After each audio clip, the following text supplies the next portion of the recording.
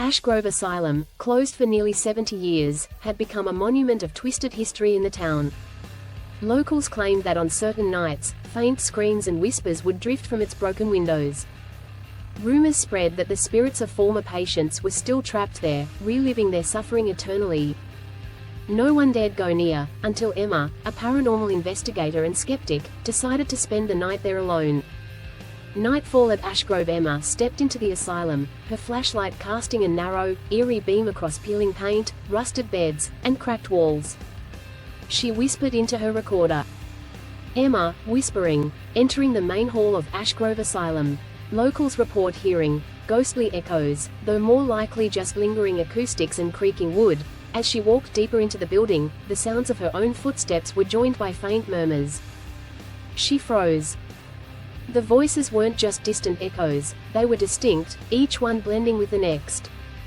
There was no wind, no outside interference, just layers of voices speaking, sobbing, whispering. Emma felt her pulse quicken. The murmurs grew louder.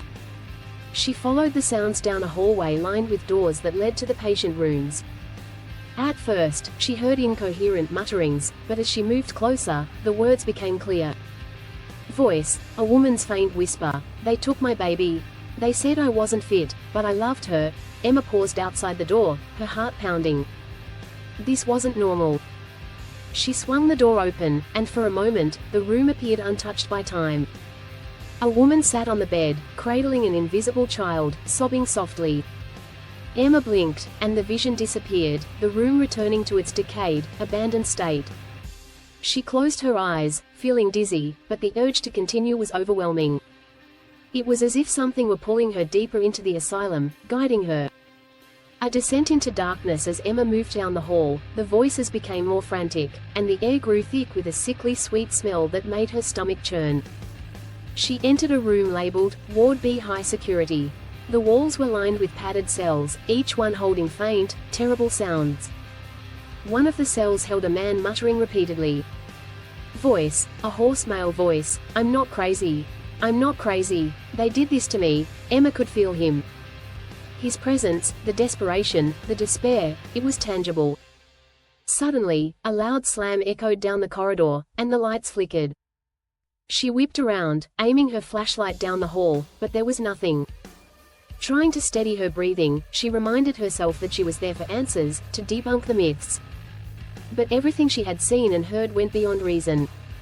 Trapped in the loops, the deeper she ventured, the more intense the experiences became. In one room, she saw nurses dragging a patient down the hall, his face twisted in horror as he begged them to stop. She blinked, and the nurses were gone, but the echo of his screams lingered. Emma began to realize that these were not mere visions. These spirits were locked in time loops, endlessly repeating the traumas inflicted on them within these walls. The asylum was alive, feeding off their suffering, sustaining itself on their eternal torment. She felt her skin crawl as she realized that the asylum wasn't just haunted, it was hungry, and she had willingly walked into its grasp. The entity. As Emma moved toward the main control room, she sensed something even darker lurking. She turned on her recorder, her voice barely a whisper. Emma, into recorder, "There's something here. It's not just spirits. It feels like it's watching me." The lights flickered again, plunging her into darkness. A heavy, chilling silence filled the air, broken only by a low, guttural voice from the shadows. Entity, voice deep and resonant, "You should not have come here, Emma. Ash Grove is mine." Emma's blood turned to ice. She scanned the room, her flashlight beam slicing through the dark, only to reveal empty space. But she could feel it, an ancient, malevolent presence that thrived on the fear and suffering trapped within these walls. The voice echoed around her, taunting. "Entity, I collect the broken, the lost, and now, I will keep you here too." Panic surged through her. She turned to leave, but the hallway twisted, contorting like a maze. Doors she'd closed were now open, leading down unfamiliar, distorted paths.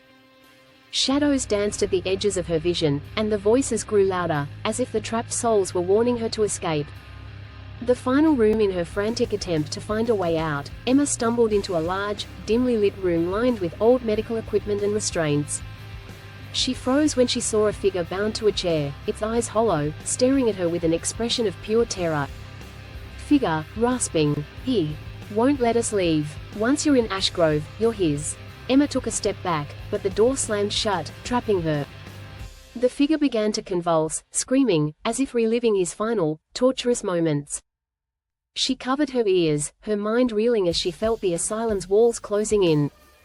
Desperate, she pulled out her phone, hoping to find a signal, but it only displayed static. And then, the static cleared, showing the dim outline of a shadowy figure, a twisted, monstrous version of the entity itself. Its eyes locked onto hers.